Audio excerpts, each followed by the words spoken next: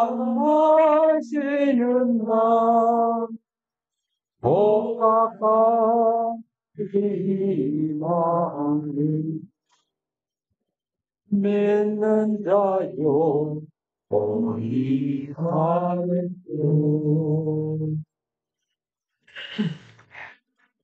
오늘이 무슨 날인지 아세요? 네? 주일이에요? 네. 네. 그건 안 물어봅니다. 그러니까 오셨겠어요. 달력을 참 안 보시는군요. 충무공 탄신일입니다.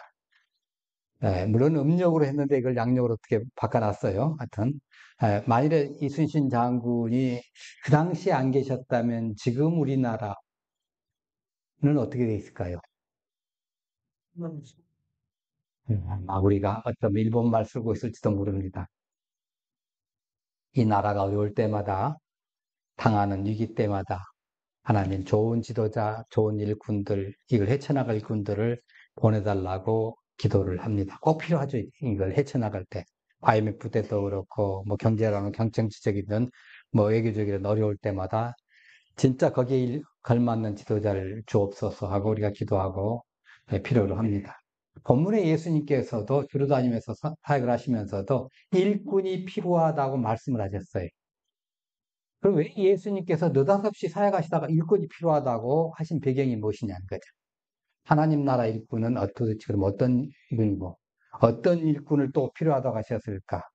그리고 또 우리는 어떤 일꾼이 되기를 하나님은 원하시는지 한번 우리가 보십시다. 35절에 예수께서 모든 도시와 마을을 두루다니사 그들의 회당에서 가르치시며 천국 복음을 전파하시며 모든 병과 모든 약한 것을 고치시니라. 그래서 한 곳에 머물러 계신 것이 아니라 계속해서 많은 지역 막 다니시면서 전도 사역을 하십니다.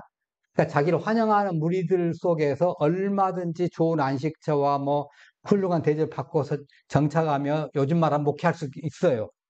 근데 그를 거부하고 갈릴리 전 지역을 순회하면서 한시도 무리를 떠나지 않고 하나님의 사역을 계속하셨어요. 물론 그때와 지금의 사정이 많이 틀립니다. 그때는 교통이 불편하고 뭐 지금이야 교통이 좀 편하죠. 또 통신이나 위성이 발달돼 있어 그냥 온격으로 예배도 드릴 수 있고 말씀도 드릴 수 있지만 그때는 직접 가서 만나지 않으면 누군가는 전해줘야 돼요. 안 그러면 꼭 와서 들어야 됩니다. 자, 그때 예수님께서 이제 한 가지는 가서 전하시는데 가르치는 선비, 즉 말하는 랍비가 되셨어요. 가르친다는 말은 설명을 해서 이제 알아듣게 만든다는 거죠. 설득시켜서 깨닫도록 만든다는 것이 가르치는 거예요. 그러니까 가르침을 받는 사람들의 수준에 맞도록 이해되도록 하고 감동되도록 해야 이게 가르치는 거예요. 단순하게 한번 쫙 읽어주고 끝 하면 이거 가르치는 것이 아닙니다.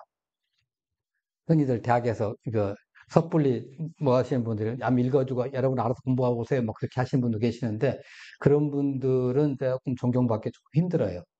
왜냐하면 자기가 체득한 것을 학생들에게 좀 어떤 체득있게 만들어주든지 공부하도록 만들든지 아니면 가르쳐 주든지 둘 중에 하나를 해야 돼요. 여하튼간에 예수님께서는 유대인들은 안식일마다 그 회당에 모여가지고 말씀을 공부를 해요. 물론 예배도 드립니다만 공부를 하는데 그때 예수님이 하나님 말씀에 대한 즉 구약 성경에 대한 현실적인 제시를 해주시는 거예요. 그래서 구약에 이것은 이 뜻이다. 십계명 같으면 이건 이웃사랑하고 뭐 살인하지 말라, 간음하지 말라, 도둑질하지 말라 이런 것은 이런 뜻이다고 가르쳐 주시는 거예요. 예. 이런 걸 가르쳐 주시죠. 나아가 가르친다는 것은 기억한다는 것과 또 다릅니다. 우리가 애운다는 것과 또 달라요. 이게 어떤 것이 가르침이 돼야 되냐면 옳은 것으로 내가 받아들이고 실천에 옮기도록 해야 이게 배우는 거예요. 그러니까 히브리어로 가르친다와 배운다는 것은 같은 단어예요. 같은 단어인데 배운다는 말을 강조하는 것이 가르친다는 말이에요. 그렇게 번역을 해요. 그러니까 남을 가르쳐보면 자기도 그렇게 하게 되겠죠. 남들은 야, 너 거짓말하면 안 돼 하고 하면서 자기는 계속 거짓말하고 있다면 가르침 자격이 없죠. 그래서 가르친다는 것은 배운다는 것의 강조점이에요. 그러니까 가르침이 확실하지 않으면 실천을 못 하잖아요. 그래서 확실하게 해줘야 돼요. 가르칠 때. 애매하게 해주면 어떻게 실천해요? 못 하잖아요. 그러니까 실천에 옮기면 그 배운 바 진리가 내 속에서 생명이 되는 거예요. 네, 이렇게 가르치기도 하고 또 하나는 가장 중요한 게 천국 복음을 전하시는 거예요. 하나님의 좋은 통치는 하나님의 통치에 대한 소식, 메시아가 오셔가지고 다스리라는 좋은 소식을 이제 전하시는 거죠. 즉 본인이죠. 복음을 전하셨다는 것은 전도보다 더 강한 이제 의미예요. 일반적으로 우리가 사람들에게 가르치고 권면하고 이거보다 훨씬 더 강한 의미가 복음 전하는 거예요. 자, 이 말은 설명도 없어요. 선택의 여지도 없어요. 명령조입니다. 전쟁할 때 대장들끼리 싸워가지고 대장을 이겼어요. 저쪽 대장을. 이겨놓고 딱 한마디 딱 합니다. 나머지 백성들 항복해라. 그 말이 안 들으면 어떻게 한다는 거예요? 죽인다는 거죠. 아니면 나머지 백성들 항복해라. 아니면 여기를 떠나라. 그건 좀 괜찮은 왕인데 하여튼 그렇게 말할 수 있어요. 그 왕이 백성에게 장군이 부하에게 명하는 것들이 바로 이 전도예요. 네. 이 복음 전하는 거예요. 그러니까 복음 전하는 거 프로크레임이라는 것은 명령을 받아들인 자는 살고 명령을 거부하는 자는 죽은 거예요. 그러니까 설득시켜가지고 해주면 감사하고 안 해주면 안 듣고 이게 아니에요. 이건 일반 정치에서는 하는 소리지 성경은 그렇지 않아요. 이거 안 받아들이면 지옥이야. 그러니까 한마디로 말해서 예수 천당 불신 지옥이 바로 이 복음 전도의 핵심입니다. 예. 그러니까 왕의 명령 속에 선포가 있고 그 속에 복음이 있고 그 속에 심판이 있어요. 받아들이면 복음이지만 안 받아들이면 심판이에요. 그래서 회개하라 천국이 가까웠느니라 굉장히 짧잖아요. 이보다 더 이거에 대해서 긴 설명이 필요 없어요. 그냥 주권에 대한 명령입니다. 예. 그러면 받는 사람 어떻게 해요? 받아들이든지 거부하든지 받아들이고 평안하게 살든지 아니면 거부하고 죽든지 둘 중 하나입니다. 그러니까 새로운 주권을 향한 우리의 응답. 하나님께서 우리에게 그러시잖아요. 회개하라 천국이 가까웠다. 이런 왕의 명령은 주권의 그 행사거든요. 그걸 받아들이면서 왕의 백성이 되는 거예요. 네. 여러분 그랬잖아요. 회개하라. 할 때 회개했잖아요. 과거에 내가 예수님 모르던 그 삶에서 내 마음대로 인생을 살려고 했던 그 삶 속에서 벗어났어요. 이제는 예수님이 내 인생의 주님이셔요. 내 인생의 구주세요. 내 대신 모든 것을 다 해결해 주셨어요. 내 모든 무거운 죄짐과 허물을 다 해결해 주셨어요. 그래서 그것을 믿고 살아가는 거예요. 네. 그 복음을 받아들인 거예요. 안 받아들이면 심판이죠. 예. 받아들여서 우리는 왕의 백성, 예수님의 백성, 천국 백성이 된 거예요. 예수님 자신이 천국 백성의 실체입니다. 그분의 메시지는 그 복음의 내용입니다. 자, 근데 가시면 그것만 또 하시냐면 사람들이 잘 안 모이잖아요. 그렇지 않겠습니까? 뭘 하신 거죠? 사람들을 모이기 위해서 모든 병과 모든 약한 것을 고쳐주셔요. 네, 이게 주는 아니에요, 분명히. 주는 복음이에요. 그리고 십자가가 예수님의 주예요. 그렇지만 모든 병과 약한 것을 보시면 마음이 답답하죠. 왜냐하면 이거 건강하게 영도 건강하게 마음도 건강하게 육신도 건강하게 살아가면서 하나님 경배하고 살면 오직이나 좋을까. 이게 하나님의 마음인데 가가지고 맨날 시들시들 비리비리 하고 있으면 얼마나 마음이 아파요. 그래서 보는 자마다 고쳐주세요 하는 자마다 거절하지 않고 다 고쳐주셨잖아요. 그가 뭐 어느 나라 백성이냐 따지지도 않았어요. 나중에 보시면 꼭 유대 백성만 해주신 것도 아니에요. 네, 다른 나라 백성이 오더라도 와서 해주셨어요. 근데 이적을 행하시잖아요. 이적을 행하시잖아요. 세상의 의사들이 고칠 수 없는 그것들 우리 지난 주간에 배웠죠. 네, 기적. 네, 그 기적을 해주시되 차원의 얘기를 여러분 생각하셔야 됩니다. 1차원 개미와 2차원 바퀴벌레, 3차원 메뚜기. 기억이 나시나요? 네, 기억이 나신 분은 치매는 아니십니다. 네, 확실하게. 전혀 기억이 안 나신다 그럼 다시 들으시면 돼요. 네, 아시는 분한테. 자, 1차원 메뚜기, 이제 1차원 개미가 가다가 2차원 바퀴벌레가 돌아다니는 걸 흙 봤어요. 내가 잘못 본가 보다 하고서 그냥 지나쳤다가 며칠 후에 또 보니까 이거 진짜다 하고서 2차원 바퀴벌레를 뭘로 모셔요? 신으로 모셔요. 2차원 바퀴벌레 다니다가 날아다니는 3차원 메뚜기를 봤어요. 이거 내가 잘못 본 거다 그랬더니 다시 또 본 거예요. 근데 또 봐서 이게 내가 잘못됐구나 하고서 회개하고 신으로 모셨어요. 3차원 메뚜기가 볼 때는 2차원 이제 1차원 개미가 2차원 저기한테 바퀴벌레한테 신으로 모시는 것이 얼마나 가소롭겠어요. 그렇지 않겠습니까? 근데 보세요. 밑에 차원에서 위 차원을 볼 때는 전부 기적이지만 위 차원에서 아래 차원을 볼 때는 상식이에요. 예수님이 이것을 얼마든지 하실 수 있죠. 하늘나라에 오셨던 분이니까. 하늘나라에 계셨던 분이니까. 예, 감사합니다. 얼마든지 하실 수 있어요. 우리는 이걸 얼마든지 믿을 수가 있어요. 왜? 믿음의 눈을 딱 뜨고 보니까, 차원의 얘기를 딱 들으니까 이렇게 이해가 가는 거예요. 예수님은 1, 2, 3차원에 속하시는 분이 아니에요. 우리도 지금 3차원에 살고 있지만은, 나중에는 4차원, 5차원에 옷을 입고 살 거예요. 맞죠? 네. 그냥 우리 천국 가지. 우리 이 몸으로 천국 가요? 안 가잖아요. 자, 그렇게 그 사람들에게 유익하고 생명을 주는 기적만을 행하셨어요. 생활 현장에서 몸으로 봉사하시고 또 고생하시는 사람들 위로해 주시고 같은 거죠. 그러니까 듣든지 안 듣든지 천국 복음을 외치시고 한쪽은 긴 설명을 통해서 가르쳐 주시고 이렇게 살라고 해주시고 어려운 사람들의 삶 속에 들어가서 아픔을 함께 하셨어요. 아픈 자들과 함께 하시고 위로하시고 고쳐주시고 또 만지는 현장 속에 동참하시고 몸으로 부딪히면서 현장에서 복음을 전하신 거예요. 그것이 몸에 나타나고 사랑으로 나타나는 거예요. 그러니까 죄에서 벗어나서 하나님의 사랑을 느끼게 될 때, 그때 하나님의 사랑을 전하는 거예요. 예수님께서 포인트를 잘 잡으신 것 같아요. 그냥 악이 막 갇혀있을 때 한 것이 아니라 그 사람들 속에 들어가가지고 하나님의 사랑을 딱 느낄 때 복음을 제시하니까 받아들이는 거예요. 자, 36절에 뭐라고 하시는가 한번 보십시다.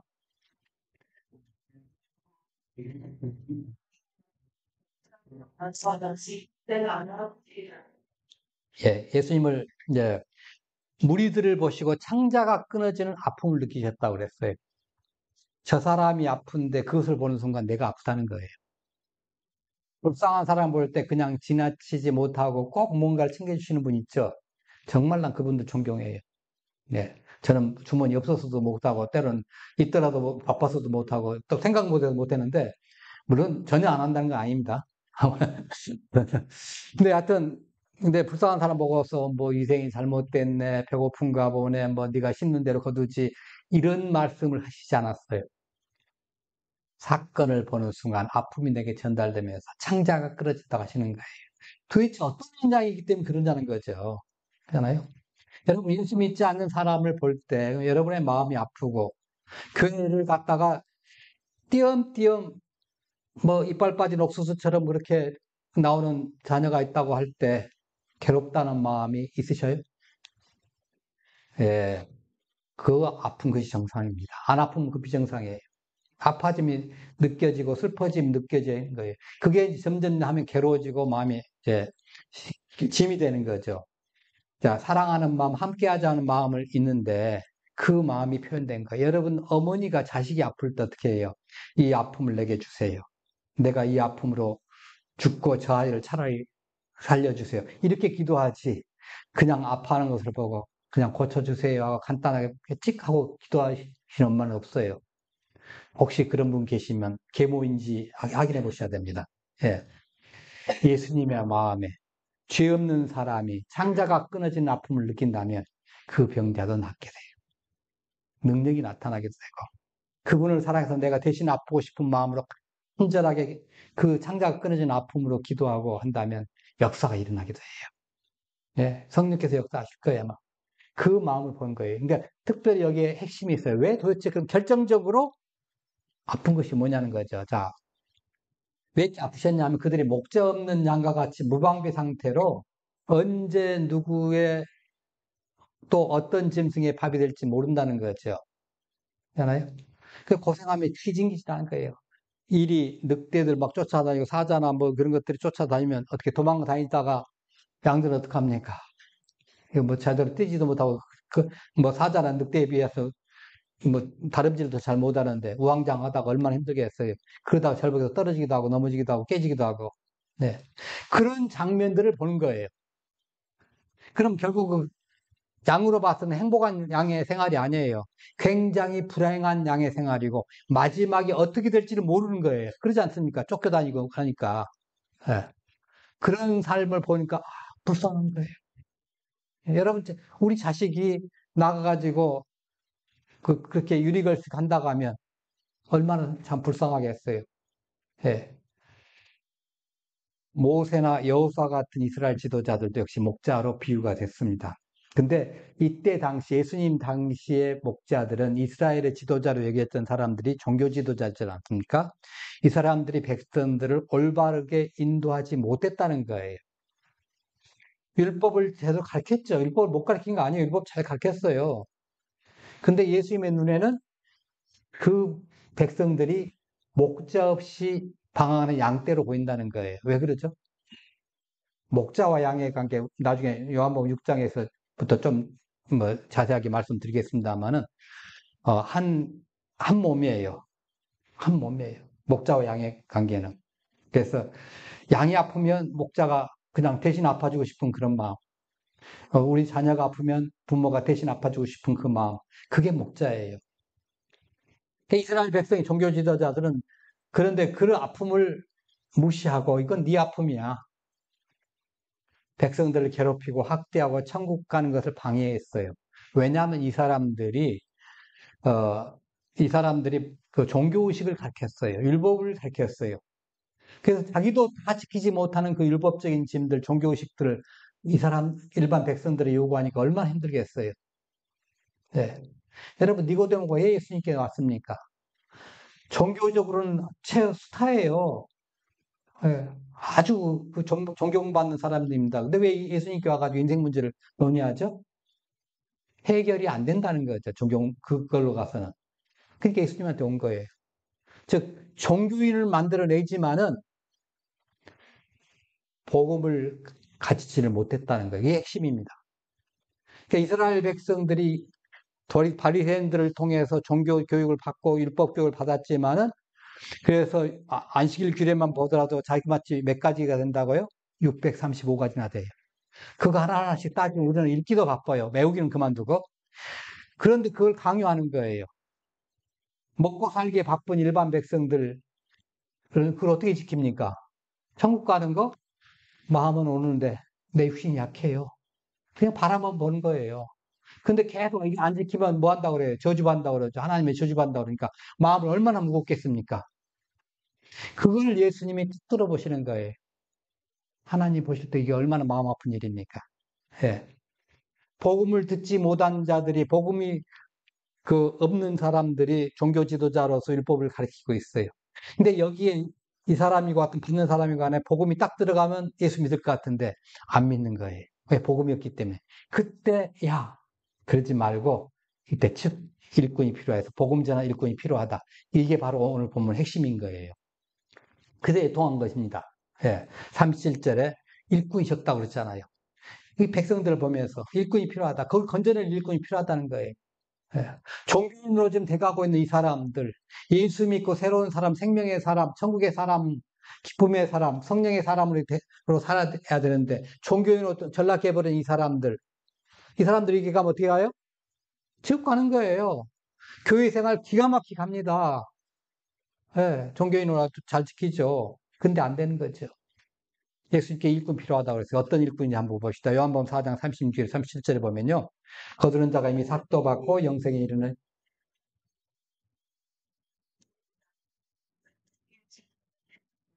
그런 것을 생각하시고 다른 사람이 부담한 바에 예. 그러니까 일꾼에는 하나님 나라 일꾼에는 뿌리는 일꾼도 있고 거두는 일꾼이 있다는 거예요. 한 사람이 심고 다른 사람이 거두는 거예요. 예. 우리 지난주에 그 한생규 집사님이 열심히 밭을 만들어가지고 챙겨놓으니까 우리가 가서 걷어가지고 몇 분한테 나눠서 먹었습니다만 그런 거죠. 한 분이 열심히 한 덕분에 우리가 지금 하고 본인은 지금 오늘 바빠가지고 못 나오고 계시는데 일단 다 뿌리는 자만 있는 것이 아닙니다. 다 거두는 자가 있는 것도 아니에요. 그러니까 은사에 따라서 거두기도 하고 뿌리기도 해요. 근데 지금 예수님 어떤 일꾼 찾고 계셔요?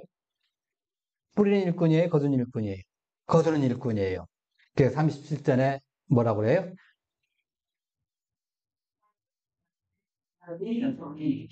예. 그러니까 뿌리는 일꾼은 어떤 일꾼이냐면요. 믿음의 초보들입니다. 믿음의 초보를 가르쳐요. 그러니까 쉽게 말하자면 뿌린 자는 밭을 가는 일을 하게 되는 거죠. 하나님을 알게 하고 성경 가르치고 믿음의 초보들 율법을 가르치고 사람들 기르기 위해서 율법을 이루기 위해서 많은 노력을 하죠. 그리고 여기까지만 하면 복음이 없는 유대인이에요. 이게. 네. 그러니까 종교 지도자들이 거기까지밖에 안 한 거예요. 그러니까 하나님을 알게 하고 율법을 지키게 하고 굉장히 종교인으로 생활하는 철저하게 잘합니다. 그런데 그 안에 복음의 본질 잘 몰라요. 일주일에 이틀씩이나 금식 기도를 하면서도 그게 몰라요. 제사는 잘 드립니다. 근데 왜 양이 죽어야 하는지를 모르는 거예요. 왜 양이 죽죠? 왜 양을 죽어야 합니까? 복음을 몰라서 그런 거예요. 그 안에 숨겨진 그 복음의 본질을. 그런데 예수님이 와서 가르쳐 주셨어요.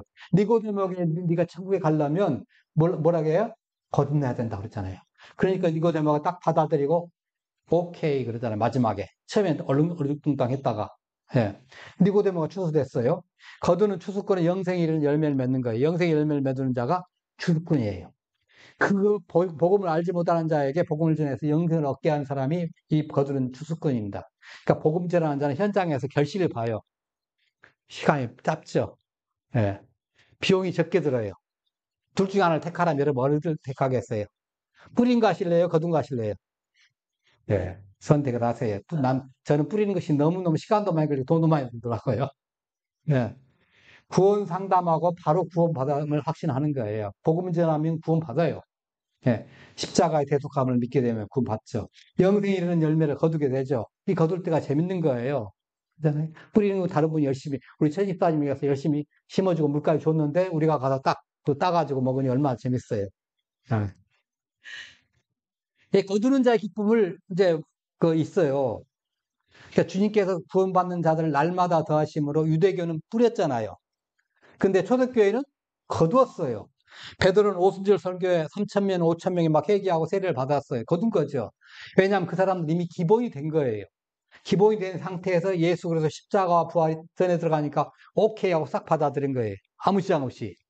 예. 근데 전혀 생판 없다 그러면 이제 선교사들이 들어가서 이제 씨를 좀 뿌려야죠. 예. 그 세월이 좀 걸리긴 해요. 근데 지금 예수님은 뭐라고 해요? 바로 들어가서 복음만 딱 십자가 부활의 그 대속을 합니까? 베드로의 설교만 듣고도 딱 예수 믿었어요. 그래서 예수님께서 복음 전하는 순서를 어떻게 하라고 그래요? 멀리서부터 가까이서부터. 가까이서부터. 주변부터 복음을 전하라. 그럼 점점 퍼져나간다는 거예요. 구원받고 거듭나니까 더 깊이 은혜를 누리는 겁니다.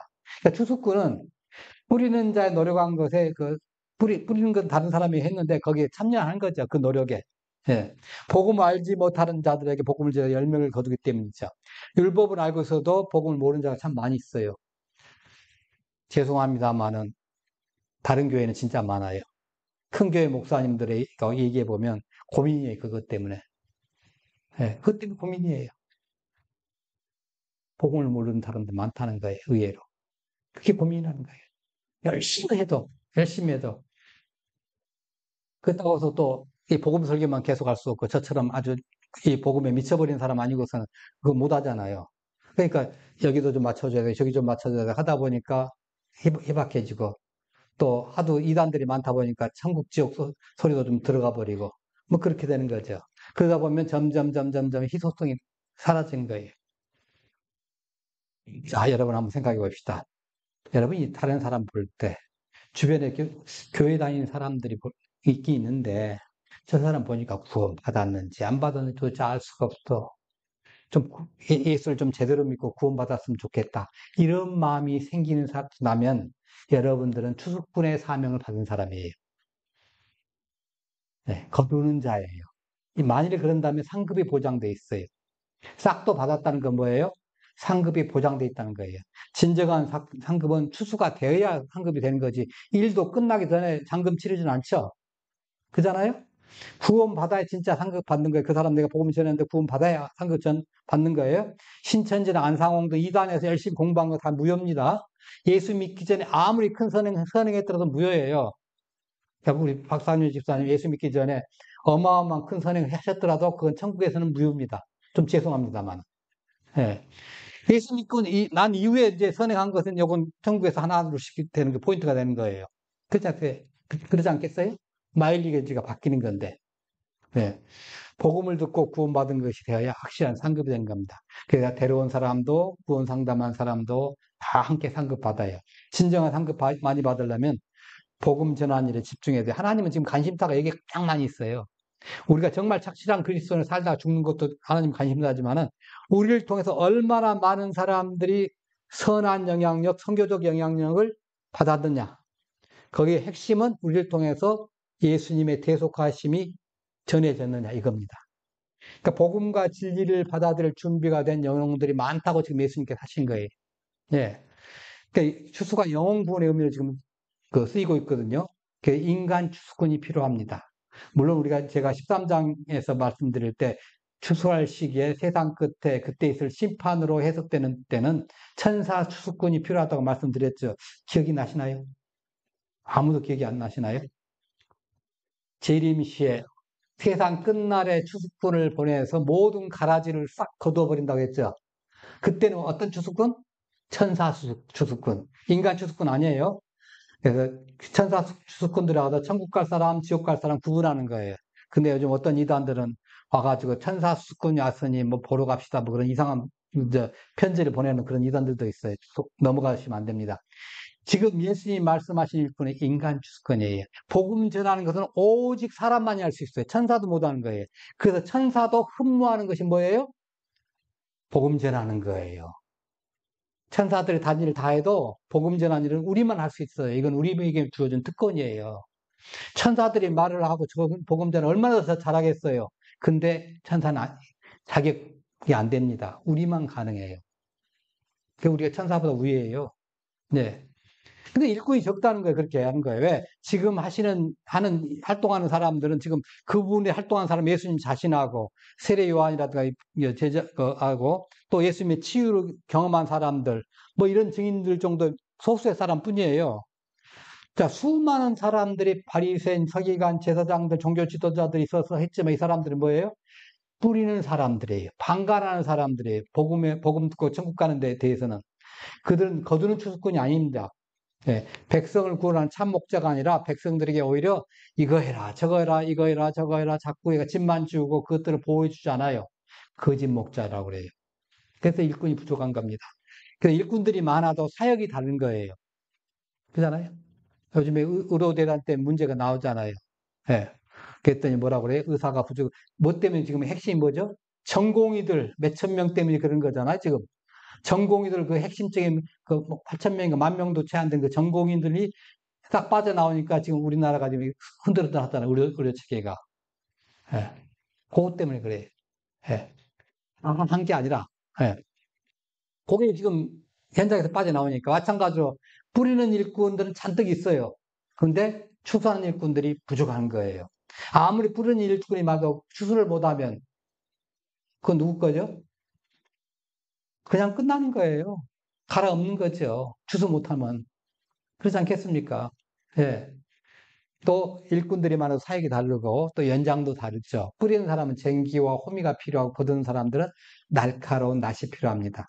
이 은사가 어떻게 되느냐 하면 방언이라든가 기복설교를 하고 뭐 예언하고 이런 데는 이제 호미와 쟁기로 이제 그 심고 있는 거라고 보시면 되고 예리한 말씀으로 복음을 전하고 거둔다면 이건 추수하는 거예요. 네, 그래서 다른 사람의 볼 때 딱 들어보니까 저 사람 구원 받았나? 아, 못 받을 것 같아. 예수님 생명이 있을까? 없을 것 같아. 그런 복음 전에서 구원의 확신을 받게 해야지. 그렇게 느낀다면 사명자예요. 그게 추수하는 사명자입니다. 그런데 재미있게도요, 뭐 우리나라 유명한 기도원, 오살리 기도원이나 강남 금식 기도원 같은 데는 이단에 빠진 사람들은 안 받습니다. 왜냐? 거기 가면 이단에서 건져내기가 너무 어렵대요. 상담 안 해줍니다. 우리한테 데려오세요. 전문가들 몇 분 계십니다. 네. 그걸 준비해 놨어요, 지금. 이단들이 많을 거라고 생각해서. 네. 학위도 받아놓고, 자격증 따놓고. 거두는 것은 그 사람들 안 해요. 그냥 심기만 하는 거예요. 자꾸 예언하라, 기도하라, 뭐 방언받아, 그거 소리 하지. 복음을 듣고 그 구원의 기쁨으로 살아가라, 이 소리가 없어요. 네. 이단에서 나오려면 추수하는 데 가려는데 힘든 데를 가면 안 되는 거예요. 잘못 간 거예요. 있잖아요? 예. 네.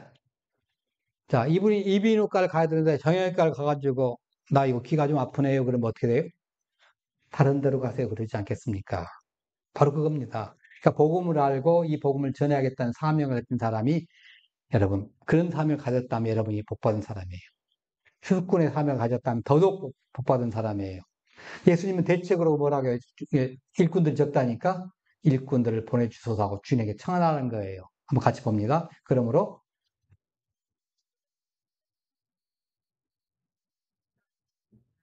예. 그러니까 공적 이유로보다도 개인적으로 친밀하게 간청을 해가지고 일꾼들을 확보하는 거예요. 물론 여기서 주인은 이제 문맥상 예수님이라기보다는 통치자이신 하나님을 가리킵니다. 우리의 기도를 들으시는 하나님께 하늘나라의 일꾼들을 보내달라고 은밀히 기도하는 거예요. 그래 천국 일꾼을 얻을 수 있다는 거죠. 그만큼 상황이 막 급하니까 빨리 요청을 해서 받아서 지금 이때를 놓치지 말고 거둬 들으라는 거예요. 지금 이때 복음이 들어가면 이 사람들 구원 받는다. 잖아요. 이때 지금 해라. 지금이나 그때나 지금 천국 일꾼은 굉장히 필요한 때입니다. 시급하게 필요한 때예요.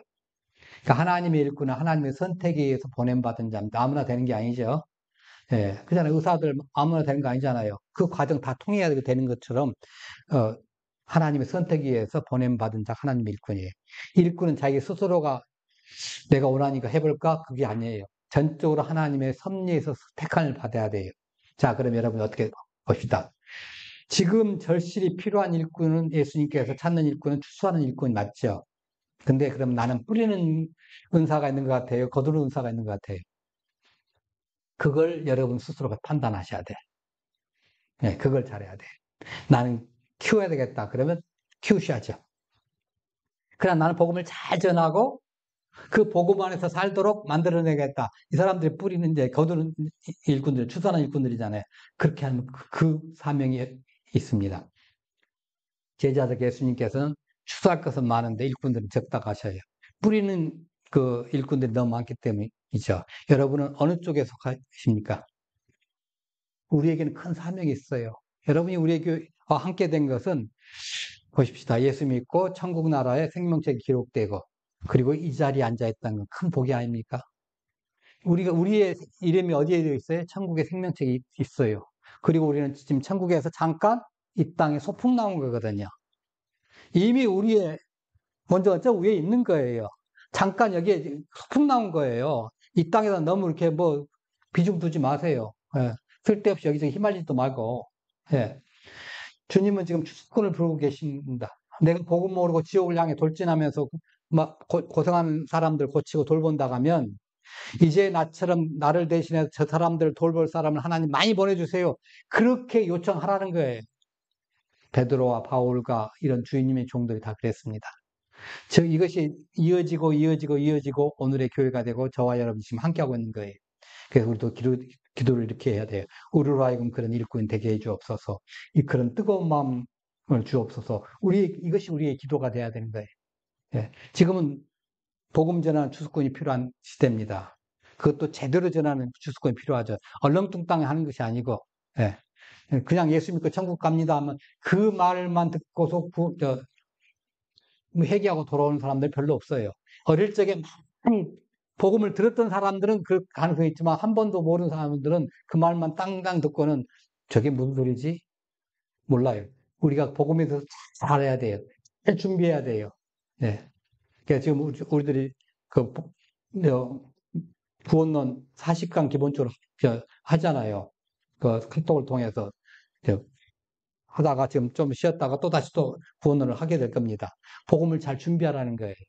구원론 강사를. 저는 저와 함께하는 우리의 공동체 모든 지체들이 구원론 강사들이 되기를 간절히 지금 소망하고 있습니다. 또 하나의 목표가 있다면, 제 목표가 있다면, 우리 공동체가 기도하고 후원하는 선교 공동체들이 제법 있습니다. 그 공동체를 복음으로 무장시키는 거예요. 우선 문이 열린 캄보디아 선교 공동체, 호포스 커뮤니티, 그 성도들과 또 학생들, 신학생들을 복음의 특공대로 만들어가지고 하나님이 기히 쓰시는 그런 사역자가 되게 해주옵소서. 이렇게 기도하며 지금 준비를 하고 있습니다. 함께 기도해 주시기 바랍니다. 여러분, 그렇게 되면 거기서 누구를 만나든지 이 사람 구원받았습니까? 물어보고 구원에 대한 말씀을 전하고 싶은데 하고 틈만 보이면 예수님이 대속하심을 전해주고 영생에 이르는 열매를 모으는 그런 사람이 되는 겁니다. 그래서 추수꾼의 사명을 감당하는 그러한 교회가 되십시다. 추수하는 교회는 연장이 다릅니다. 사명이 다릅니다. 영생에 이르는 열매를 거두어드리는 교회가 되십시다. 영혼을 추수하기 위해서 헌신하며 충성하십시다. 누가복음 10장 12절 같이 봅니다. 이르시되 추수할 것은 많되 일꾼은 적으니 그러므로 하나님에게 청하여 그 아래 분들을 보내주소서 하라. 아멘. 예, 이 시간 우리 같이 기도를 하겠습니다. 하나님 앞에